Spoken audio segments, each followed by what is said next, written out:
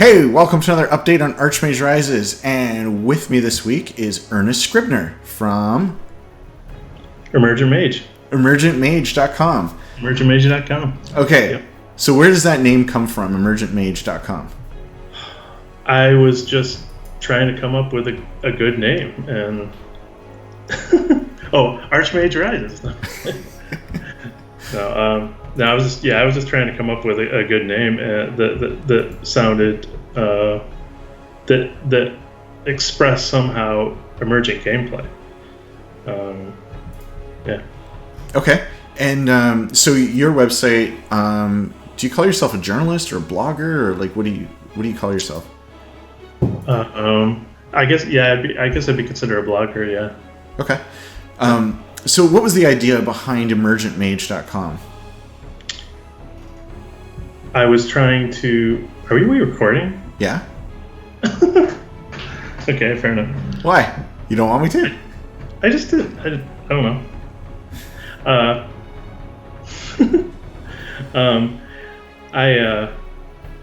I wanted to create a site that covered games like Archmage Rises that have procedural generation, AI, simulation, randomness.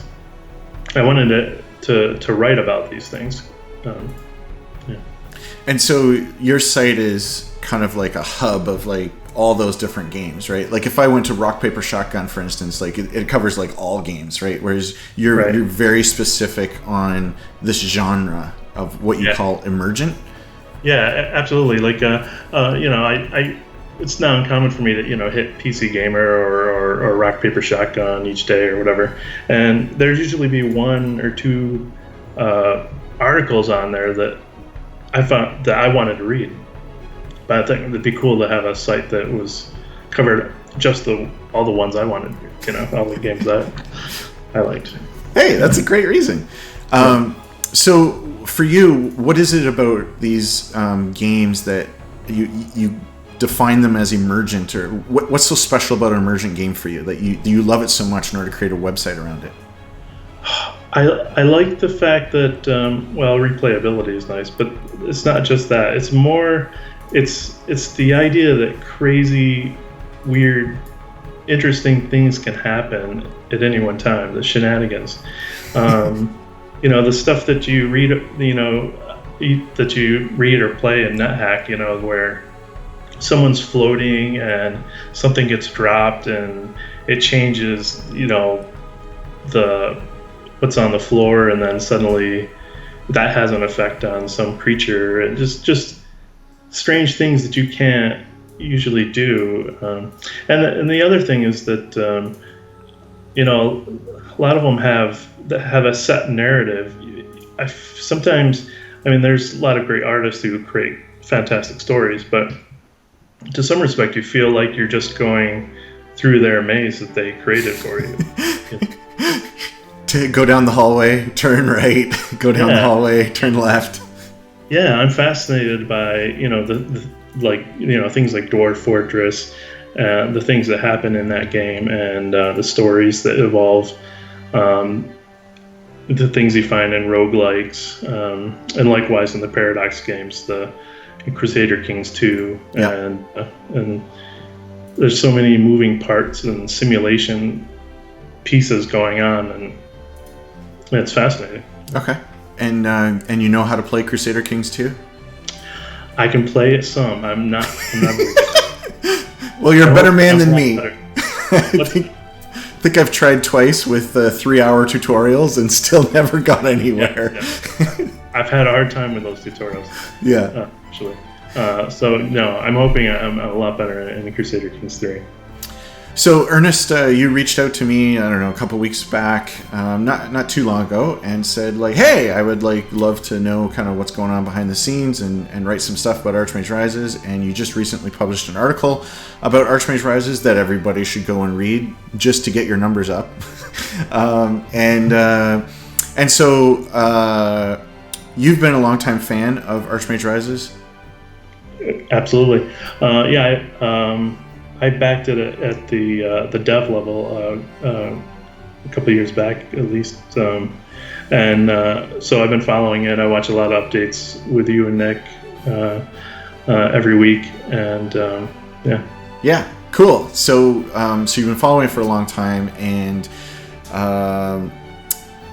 you saw the really terrible Let's Play that I did with Neil. It wasn't terrible, but in fact, yeah. Yeah. But yeah, it didn't work. Unfortunately, it didn't work as hoped. So here we are. I was like, okay, clearly I need to do another Let's Play video, and I had just met you through email, and I was like, hey, maybe it'd be cool if the two of us did a Let's Play together. And so here we are. That's what we're here to do. So what do you think? You want to play? Yeah, let's see. Okay. Okay, so here we are. I just started the game. I went through the very basic character creation part, which I'm not even going to talk about.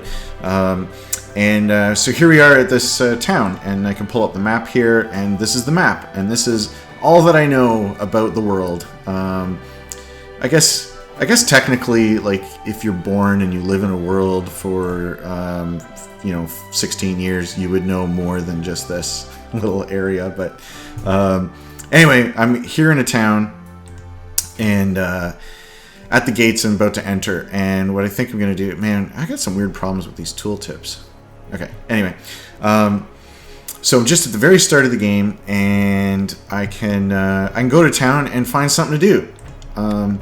You'd mentioned replayability, and one of the things that I want from Archmage Rise is basically, this is the last game you need to buy. You just play this forever. Like, I don't know why you'd play anything else. So I have no idea what I'm going to see and what's going to happen and whatever, and that makes these Let's Plays very difficult for me as a creator to make, because last time it went horrible. Yeah, there's a lot of moving parts behind this game. Okay, so the first thing I'm going to do, this is what I'm going to try and do, because this is what I failed to do last time. I'm going to go get a quest, and then I'm going to complete it. Okay. That sounds like I should have been able to do that, but... All right, go straight to the town center. Yeah, many things worked against me for that. So we're going to take a quest and try to complete it, and what we're running here right now is build 12.3. Daniel, is it 12.3? I got Daniel here. Daniel here is in the office, breaking the quarantine. Uh-oh. We shouldn't put that on the video. Okay, Daniel's not here breaking the quarantine. We're on 12.3. Is that the one we're working on? I think so. Yeah, okay. Okay, cool. So this is 12.3, which, right after this Let's Play, I'm going to release. Assuming this Let's Play worked. If this is disaster, then I'm not going to release it. Okay, so let's go get a quest. So there's two ways of navigating a town. One of my ideas for the game is I want it to play really fast, but I want it to be like immersive and have like graphics. So like I've played Dwarf Fortress a bunch, and I find it very difficult to play just because of the lack of graphics, right? That is a challenge for me. Anyway, so I can use this menu thing on the side to pick different buildings to go to, or I can just click the picture of them. I'm pretty used to using the menu. And then when I mouse over, it tells me like the times that they're open, and it might even tell me who works there. Yeah, this is the visit. I can visit the office of the mayor. Cassandra Custance is the mayor of the place. Yeah, let's go see if she has any quests. No, she doesn't. I know that just by looking at this list here. So every NPC here is randomly generated. They have a random personality that drives some of their responses and how they behave towards you. They have likes and dislikes. So like if I went in and I started talking, oh, I shouldn't have clicked that one. Anyway, I clicked the one thing that's not conversational. This is all the things going on in her life. Yeah, that's neat though. That's really neat. Yeah, so this is a timeline. Like you see, there's like a whole lot going on in her life since we started the game. She made an enemy at 1 a.m. on the 1st of Marring. So that was 2 weeks ago. And anyways, if we zoom in, we can see everything that, she earned 125 gold by being paid her wage and stuff. There's some kind of debugging things that are in here right now, just to kind of fill it up. But anyways, life events like like meeting me. I mean, that's a life event that everybody wants to record. Meeting me, getting married, having a baby, changing jobs, like all those things are displayed here. But anyways, what I was going to do is try to talk to her. And if we get the relationship up high enough, then we can talk about specific interests. And if I go to my character sheet, I start the game with some interests, and these interests are driven by the way that you created your character, like some of the choices you made along the way. And so I have an interest in gambling. I hate monsters and hunting. So that just gives some conversation pieces. So anyway. Now, is it possible that she has a quest, but she's not telling you about that or letting you know? Yes, I just epically failed persuading her by flattering her. I rolled a 1 on a d20. You gotta start by asking her about the day first. You're right. At least. So clearly, my awkwardness in social circumstances have been correctly portrayed in the game. Sorry, I forgot now your question because I failed that so epically. Oh no, I was just saying we can ask her about her day, and that'll give us a good +5, right? +10, yeah.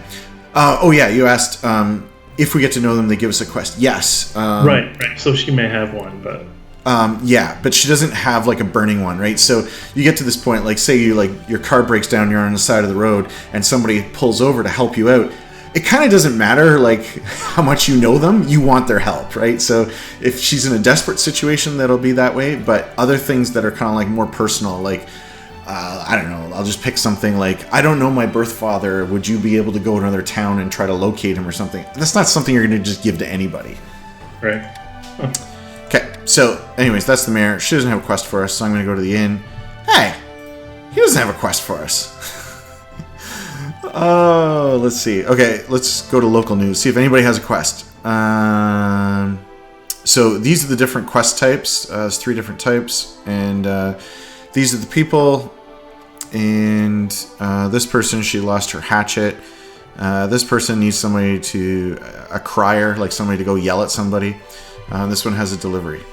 Okay, so these are not any really exciting level quests. These are kind of like smaller quests. And what I wanted to show was the bigger quests where you have to go into a dungeon. None of those quests required a dungeon. And so, because it's a completely randomly generated world, I have no idea where the other town is. There's other towns somewhere around here. I'll just wander around.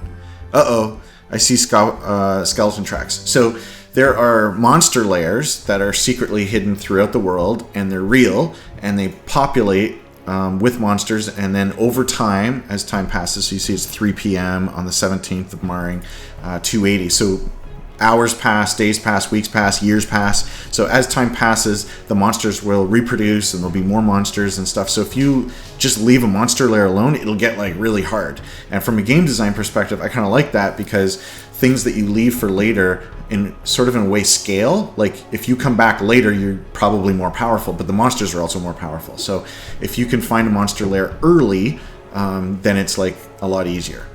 So the tracks is the fact that I just noticed with my perception that there are some skeletons wandering around here. I don't know where their lair is, but there's some activity around here. Oh, now I see them. Okay, so I'm trapped here on a peninsula with the skeletons there.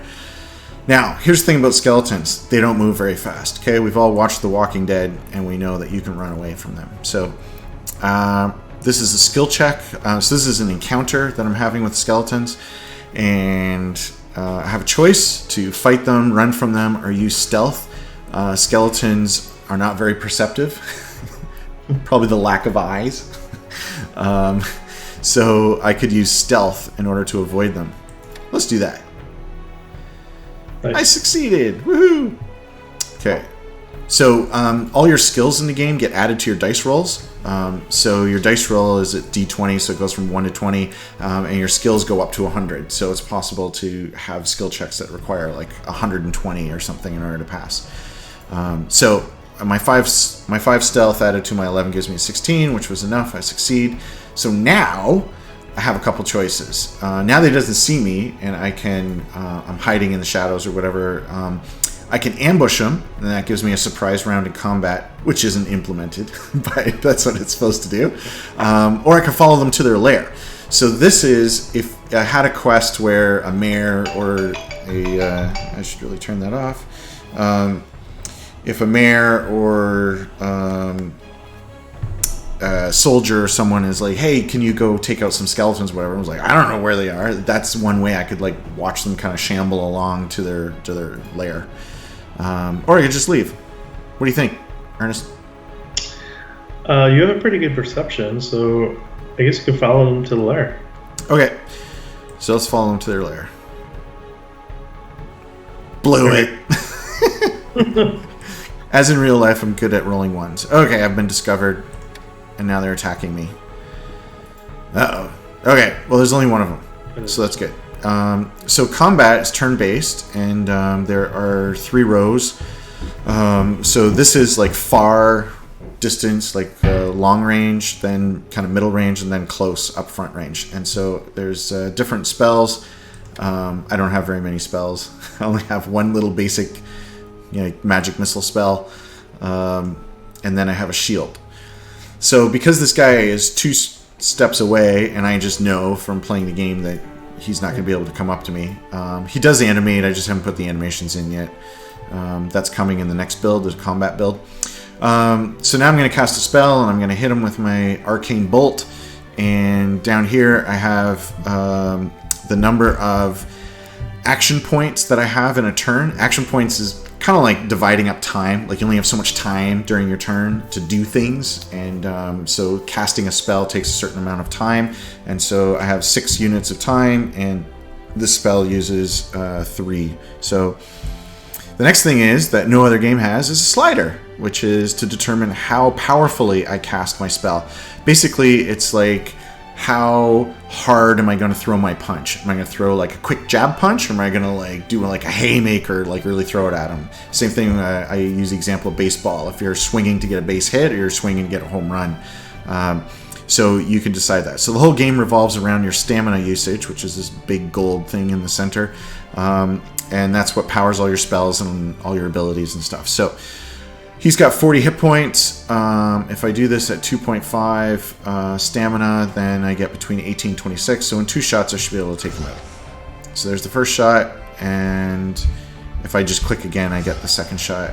And I got him! Yay! Okay, so if I want, I could search the few skeleton tracks, but it requires a survival skill of 30. The reason for that being so high is because there's not a lot of tracks, and I'm not very good at tracking. If I pull up my character sheet, I'm currently at 0 for tracking. Yeah. So I have no hope of doing that, but I'm just going to leave, because what I'm really trying to do, look, I already got sidetracked. I'm really trying to do is find another town and find an actual quest. It's the quest for the quest. Oh, there's spiders around here.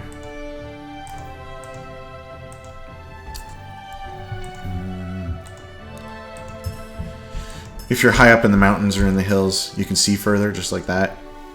Okay, yeah, that's great. That makes sense. I really liked what they did in Ultima. You played Ultima, right? I haven't actually. Oh! I've spent a lot of time reading about it and stuff, but I haven't played them. So in Ultima, you would get into these situations where, like here, I'm in the forest, and so it only shows me directly around myself. I can't see further. Even if I normally could see further, the trees are like blocking me. It's kind of a line of sight thing that I put in. Mm-hmm. I don't know if I like it or not, to be honest. Okay, so I'm having a really hard time finding another town. Well, my goal was to make the unwikiable game, and I guess I have. Okay, there's goblins. I don't want to fight them. I'm going to run. Yeah, I ran away. Okay. Oh. I'm going to run away from these spiders. Nice. I'm rolling better now. Wow. Not a single town. There! There we go. Finally. Okay. So we are outside the town, and the gates are closed. So I have a choice. This is again where time matters. I can try to sneak in by climbing over. I can bribe a guard to let me in. It tells me the name of the guard there. Just if I actually knew the guard and like became friends with him, then he would like let me in. So that's why like who's actually on guard matters. So if I hadn't said this before, I don't think I have, that all the NPCs are alive. Like they're all every town is filled with unique NPCs that are all randomly generated, and they go about living their lives, and you can have relationships with any and all of them in all ways possible. They can go adventuring with you. They can get killed. You can kill them. You can break into their houses and rob them. And the game's all about freedom. What do you think of that? I think that's fantastic. Okay, so I waited overnight, and because of all my traveling and everything, I got hungry and I had to eat. I designed it so that you have to eat kind of like once a week. I don't want it to be like a really big important thing. You start the game with some caltrops for running away, a torch for seeing, wine for drinking, and trail rations. And I just ate my only trail ration. So I got to go into the town. So the town gate opens up at 6 a.m., but nobody else is open. I could just go to random people's houses, and here we gray out the names of people that are not home for some reason. I don't know where these people are. Maybe they went to work in the fields or something. But if it's white, then they're home. So I go here and wake them up, or they didn't answer. But they're home. Where are you?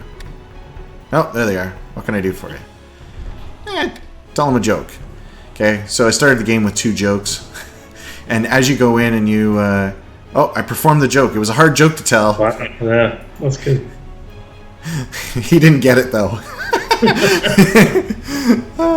So, NPCs also have jokes. There's certain jokes that get generated in the world, and you can go around and you can collect those jokes, and then you can have a whole retinue of jokes, and then you can go to the inn, you can do a live performance, you can be Jerry Seinfeld. This is the ultimate role-playing game where you can role-play anything that you want. She doesn't have a quest. What is with this? Oh, here we go. Alan Gumridge is looking for someone to search for a historic amulet. That'll be in a dungeon. I know that by creating the game. So, okay, so Alan Gumridge, he is the Lord Mayor. So if I mouse over him, it tells me who he is and what his job is and where he currently is. He's at home. But I'll... So would he work at the town hall, the town center? Correct. He would work in the town center. So, but nothing is open because it's 7 p.m. I don't know why it's 7 p.m. I guess I got here late. Yeah. Okay, I'll just wait till the next day. Bam! There. Next day, town center. There we go. There's the quest thing.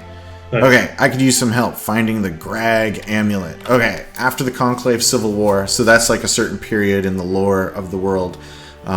Reynold Grag, a renowned king, created a masterpiece amulet. After many years, the amulet was finally complete, a true masterpiece. Okay, so you could tell that text may have been randomly generated because I used the word masterpiece twice. Those are like the little refinements that I still need to do. Oh, that's good. That's good. Everything every NPC says is dynamically generated. There's rules of grammar in here for English and English only, and I'm not interested in doing any other languages because English is hard enough. But there's like a history and a subject and verbs and like what he's trying to convey to you, and there's like a language engine that's trying to piece all that together and get it out. So the fact that this is coming out pretty good is already that's great. Already an accomplishment. Okay. I don't know if I was aware of that. Oh yeah, there are no set stories in this game. Everything is character driven by the NPCs. He really wants this amulet, and he's telling you the actual backstory of this amulet. Okay, so it is rumored one of the sons gave the amulet to a lover. Then records become contradictory. Anyone who had seen it died, and the amulet passed into legend. But I was speaking with a Conclave historian. Conclave is a collection of all the wizards and very important in this world. And I may have uncovered its location. So will you look into this for me? So this, I was speaking with a Conclave historian. That's the NPCs like talking to each other and like sharing knowledge. And knowledge goes in their NPC brain, and they carry it around with them, and they can share it with other NPCs. And it's all this crazy, elaborate system. And that's why it's taking me so long to make this game. Okay, So will you look into this for me? Upon completion, you get 900 gold. Because through playtesting, I found out that players don't want to play quests if they don't get paid for them. That's a good amount too. Wasn't a mage starting your mage tower? Wasn't it? I wanted to say it was like 700 or 6. I forgot how much it cost, but I thought 900 was enough to start. Yeah. I can buy the right to build a house in this town for 500 gold. Yep. Okay. And so here's an example where I can just pay the money, or if I built up my relationship with them, so it requires a relationship of 400 plus, then it could just be granted as a favor. Okay, so I accepted his thing. Now, when I get a quest, I'll keep saying this. Time matters in the game, right? So you play some game, some role-playing game, and it's like, help, help! I have giant rats, and they're eating everything in my house, and you're like, whatever. And then you go off and you do other adventures and whatever, and then you come back, and then you talk to the person, and they're like, help, help! There's still giant rats. And it's like, seriously? Didn't you do anything about that? Right? Like that's the games are so static, right? And so that's what I want to do, something different. I want to make a game that's truly alive, and so when he gives me this quest to find this historic amulet, if I don't do anything about it in, I think, 3 weeks or 2 weeks or whatever it is, he's like, screw you. He gets mad at me for saying I would do it and not doing it, and then he gives it to somebody else. And so you should only accept quests that you actually want to do and agree to do. Like if you go around town saying, oh, you got a problem, I'll do that. Hey, you got a problem, I'll do that. Hey, you got a problem, I'll do that. Hey, you got a problem, do that. Nobody's going to trust you. Like you're going to fail everybody, right? So if you just say, oh, you got a problem, I'll take care of that, and you go and you do it, like everybody in the town thinks you're great. So here's an example where I can say, can I have an extension? So let's do a persuasion check here, and I failed. So my reputation actually went a little bit down for failing to get that. And then another option I have is I could lie and say, actually I tried, but I couldn't find it. And maybe the NPC will still give me a little bit of the reward. So in this case, it's telling me that it's a lie because I haven't actually tried to look for it. The game knows that you haven't even looked for it, so it becomes a persuasion check. But if I actually do go look for it, then the lying part of this gets removed, and then the NPC might give me a reward, and that's again based on their personality. And so you can, by lying and cheating and stealing and being just a terrible person, you can get better and better and better at lying to the point where you don't actually do anything. You can just convince everybody that you've done everything. It's the ultimate role-playing game. Okay. And what spell is that? Yeah, what spell is that? Exactly. Okay, so here is an X marked on my map from that quest. I have to walk on water, which, only a few people know how to do. It's because I haven't bothered putting in boats or any of that stuff yet. So here we are. We're at the location. So now what I have to do is I have to explore around in this location. And that takes time. And I explore around. And I found it. I found the Royal Chamber of Gag. Just where they said it would be. Oh, but you know what I didn't do? I didn't prepare at all for this adventure. So let's go. You're torchless. I only got one torch, and that's not going to be enough. So I have a little bit of spending money. Okay, let's wait till this place is open.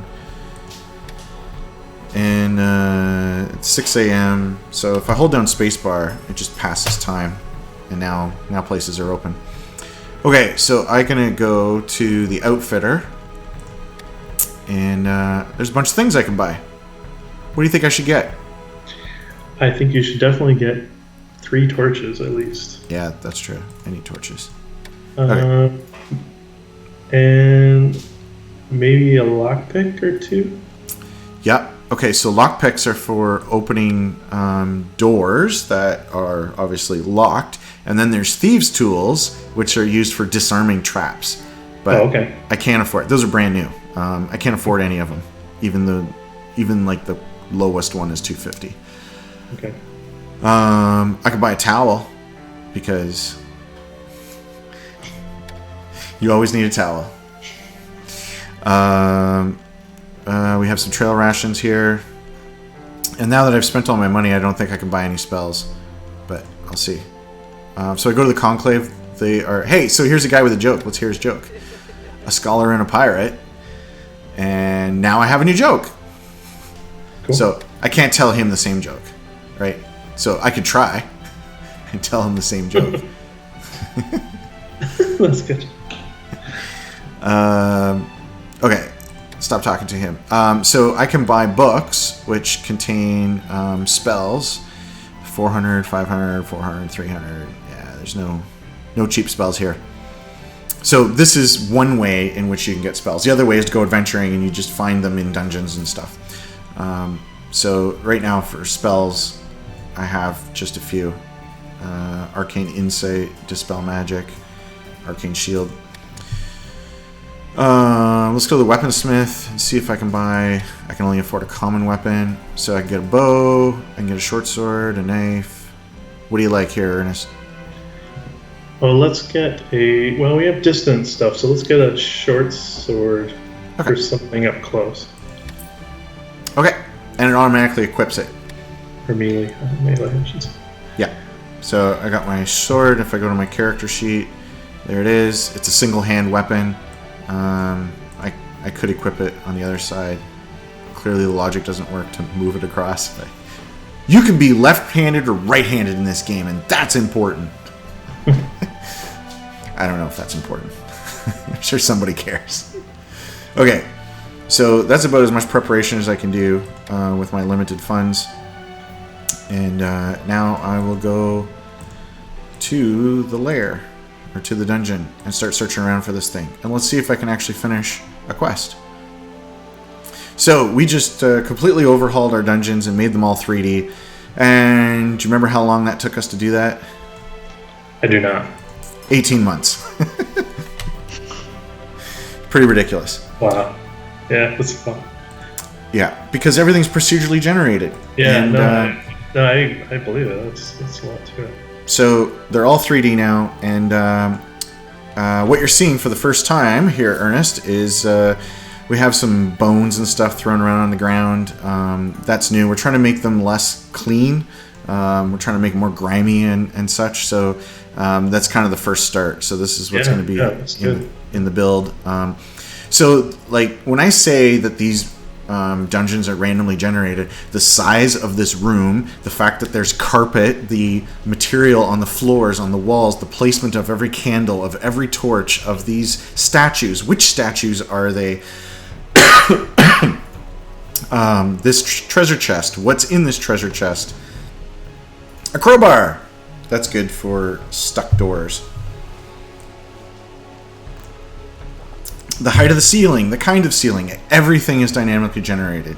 I don't know anything about what I'm going to encounter. These swords and shields on the walls, the placement of every chair, so them being kind of askew rather than being tucked in. The fact that there's 3 here by the bar being at a slight angle, the cups, the mugs, the lamps on the tables, everything is placed by this AI level designer that we basically built. Yeah, that's really something. Thank you. We're proud of it, even though it almost killed us making it. First, I hired Daniel to come in and help me make it, and he worked on it for 3 months, and that almost killed him, so he went back to school. He had to finish his degree anyway. And then Michael came, and he worked full-time, and it took Michael and I from when he started in September to May, basically, in order to get this working this well. Yeah, by no means perfect, but this well. Okay, so every room, you're always facing north. It's something that throws people off at first, but I think you'll get used to right away. It just makes the gameplay a lot faster in order to do that. So you're always facing north, and so we can go north or we can go south. And the way we represent a door going south is with this arrow thing at the bottom. So what do you think, Ernest? North or south? Let's go south. Okay, here we go. Another hallway. So I really like the ability to look around inside a room. We actually had a fixed camera up until a week before we finished the build, and then Michael was working on it. And he's like, "Hey, maybe we can move the camera around." I'm like, "That's fantastic! I don't even know why I never thought of that." That's great. Okay, nothing to see here. We purposely made the hallways light on things. Like there's very often nothing in the hallways, just decorative. So that way you can like move quickly and get onto your dungeon rooms. So this is a room. And look, there's something in here. A torch. That's nice. Okay. That's it. And a bag of grain, but it's not searchable. That's something else we did was we didn't make everything searchable. And it's like you click and it's like, oh, you find nothing. Oh, you find nothing. Oh, you find nothing. If it's searchable, there's something there. But it could also be trapped. I did it! Yay. I found... Oh, wow, my video is really delayed. That's hilarious. I found the amulet. So this is another example of the fact that, we don't necessarily save it to like the last room that you found, right? It's randomly placed in the dungeon. It could be in the second room that you enter, because the first room is where you enter, and it's never there. But it could be in the second room, could be in the furthest room. So I found the amulet. I can go. Yay. It's not very exciting to just find it right away, I guess. You want me to finish this dungeon? Spiders. This guy doesn't animate yet either. It's coming. So I'm gonna blast him. I can do him in 2 shots here. Awesome. One monster is not very threatening. So far we've been lucky. When I was playtesting earlier today, I was getting like 5 and 6 monsters, and this is a permadeath game. Something else I didn't mention. It's a permadeath game. So once you die, that's it. Roll a new life, off you go. Okay, let's see what's in here. Thieves' tools! Hey, I didn't have to buy any. So there's my amulet. Pardon? You could sell them, maybe. Yeah. So there's my thieves' tools. Oh, they're pretty good ones. They're superior ones. Worth 500. But so here's something interesting. I found the gag amulet. So the guy is going to give me $900, 900 gold, in order to return it, right, as my quest reward. And then it builds relationship, and he likes me in that. But the thing I found is actually worth 2,500. So I don't have to turn it in. Yeah, you just hold on to it. It's worth a lot more. That's great. Yeah. So that's where I'm trying to make this game much more like the tabletop, where you have total freedom. It's not scripted as to what you can do with it, right? Like where you get a quest item and it's worth 0 and you're like, okay. Or sometimes they even put it in a separate inventory. So you have an inventory of quest items and then you have a regular inventory. So in this case, I can just wear the amulet. This one isn't wearable, but I can just wear the amulet around. I'm like, hey, thanks for the quest. Thanks for telling me where to look for it. I can sell it to somebody, or I can turn it in. So what do you do with the game? Like if players are like keeping quest items and selling them off and everything, like it really like breaks the game, right? This is why AAA doesn't do that. Doesn't allow you to do that, because they have to handle all those scenarios. So by building these AIs and the simulator, the NPCs, they just react accordingly. So that's where I can find the amulet and go in and lie to them and say, hey, actually, I didn't find it. And they're like, oh, okay. And then they give me a partial reward, and then I still keep the amulet. Now, could he also put out a reward to get the amulet from you? Well, if he doesn't know that I have it, right? So as far as he's concerned, it's still hidden in this dungeon. So yes, he can still make another quest to have somebody else go and get it. It might even show up for me as well. Okay, so this is where we the thing is like grayed out because I hadn't gone there yet. So this is where the part where we went south. So now we can go north, see what loot we can find before we leave this dungeon. Oh, we found a room. Let's see if there's anything in here. Oh, cooked grains. So that's some food. I liked how fast I was able to move through these just using the WASD keys. That was nice. Yeah, that is something else Michael's responsible for. Okay, so I came into this room and detected that this thing was trapped. So it has a red outline on it. So if I click it, I now have a chance to disarm the crate. Okay, so reaching for the crate, it feels wrong. So this is a magical trap. and I have the chance to cast the Dispel magic on it. So I actually know this spell, and so I can cast it, and the crate begins to vibrate with a low hum. The vibration gains in speed and volume. Suddenly there is an explosion of magical light, as you just saw, like tiny shards of glass. The spell has been broken, so now I can search the crate. And I found a bandage, so that will stop me from bleeding, in case that comes up in combat. Oh, my torch ran out, so I gotta light up another one. So every time I go into a new room, it takes time for me to go around and light all the torches and search around and, you know, maybe detect traps and stuff. So that is what's happening. So it takes about an hour to enter in each room, and then my torch runs out. This is a good room. Yeah, I love it when the, the dynamic generator actually makes a good room. It looks really nice, yeah. Thank you. Sometimes they don't look so great. Oh, something up here. Found another torch. Oh, I'm doing pretty well on torches. Oh, you see this blood stain? Yeah, I was just going to say. Yeah, so that's what we've been working on, is to put in stains and moss and that kind of stuff. So Daniel 2 was working on that, but he just stopped working on it. He just, like, he was working on it, and then just, boom, don't hear anything from him. Can you believe that? Now, the only thing that I could discover was because he had a baby. So I guess that's okay. Yeah, that's a valid reason. So congratulations, Daniel 2, on the birth of Selah. And she was born on Monday? Was she born on Monday? I think so. Yeah, it was Monday. Okay. Yeah, so he's real new to this whole parenthood thing. That's great. Congratulations. And apparently he doesn't have time to work on all of our noise shader stuff for making the dungeons dirty. I don't know. He's got to get his priorities straight. That's what I think. Okay, so we got a trapped door in front of us, and we have a locked door. Now, good thing we bought that lockpick. Yeah, let's try it. All right, I rolled an 11. It didn't look like an 11. Maybe there's a problem there.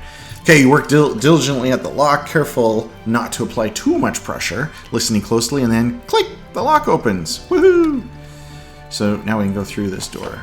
And spiders leap to attack. So this one's animated, which you can see. This one, still haven't put the animations in.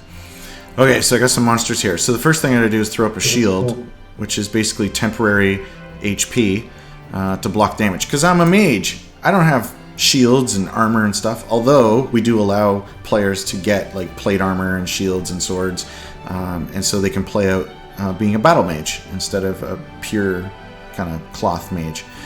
So now I have to put up a shield, and I will cast that.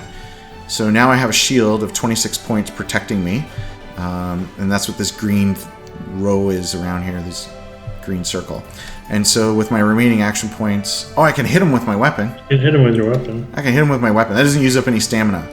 It So doesn't. spells always hit, and weapons, they have a chance of missing.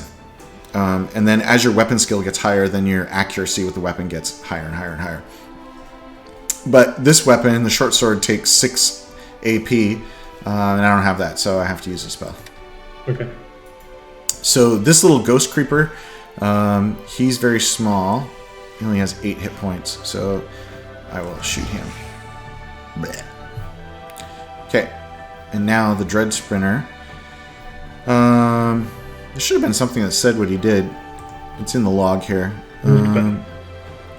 He put up a web shield, so that's why there's a 5 floating above his head, because he has 5 points of shielding on him. And he's now no longer close range, so I can't use my weapon on him, so I just have to hit him with spells. Okay. There, so I beat down his shield, and now I hit him. So far, the monsters have been pretty easy, which is good. I don't want to die in the middle of a Let's Play. Okay, so here we found the stairs going down to the next level. So I'm going to finish searching these other rooms. Oh, I found a treasure chest. Oh! Ooh. Okay. Oh, this is a bug we still haven't fixed. We got to round off the numbers. Okay, so when you hit a trap, you have a few moments in which to respond to the trap. And so you could maybe use an item if it's applicable, or a spell. So in this case, if because there is a gust of icy wind spraying out of the ceiling at me, I must react immediately. If it hits me, it's going to take my stamina. So this is a cold air spell that we recently put in. So it's going to take my stamina as opposed to hurting me. And if I knew air pocket, then I would be able to avoid taking that damage, but I don't. So I'm just going to have to take my chances with dodge.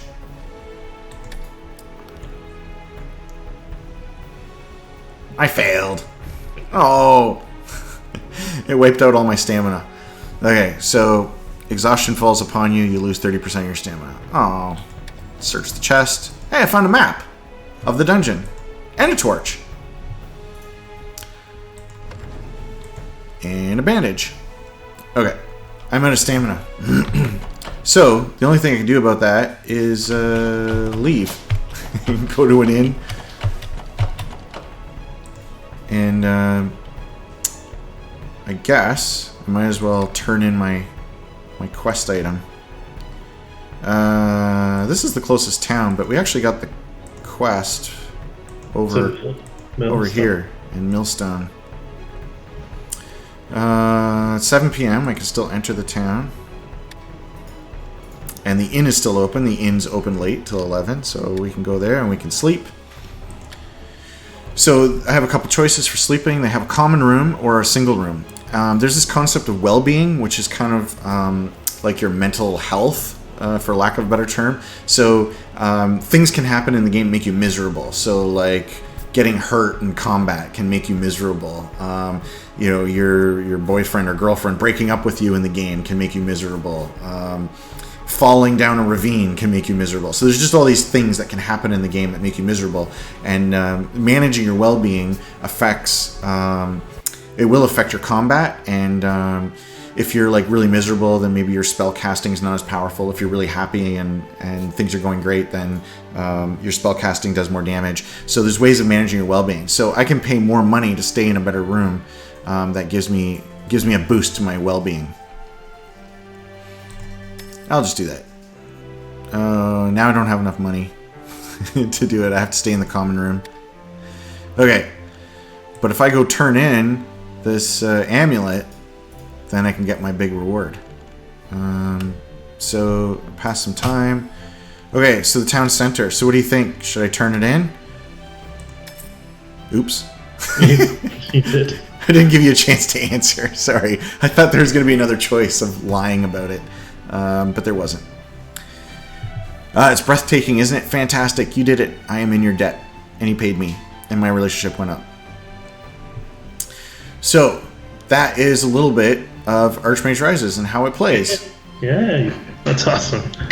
Thank you. Yay. So I actually finished a quest. So, what do you think? Questions? It's great. I enjoy playing it myself. When I like when I get in there. I don't, like you say, I don't know what's going to happen. So I just keep clicking around and seeing what happens and playing with things and seeing what people do, and the quest too. You never know, where you're going to find anything or what the dungeons are going to look like or what. It's neat. Cool. Well, I'm glad you're happy, Ernest, and hopefully others out there are too. And if you like emergent narrative games, emergent gameplay games, permadeath games, Ernest likes to write about all that stuff on his site, emergentmage.com. And games like Dwarf Fortress, RimWorld, Archmage Rises, of course. What's something else? Crusader Kings. I want to do something on Battle Brothers, but I've done some other games like some like roguelikes, Caves of Cod, for example. Yeah. Okay, great. Well, thank you, Ernest, for being here for this Let's Play. And we hopefully will be hearing from you more as Archmage develops. And we'll say goodbye to everybody now. Bye. Bye.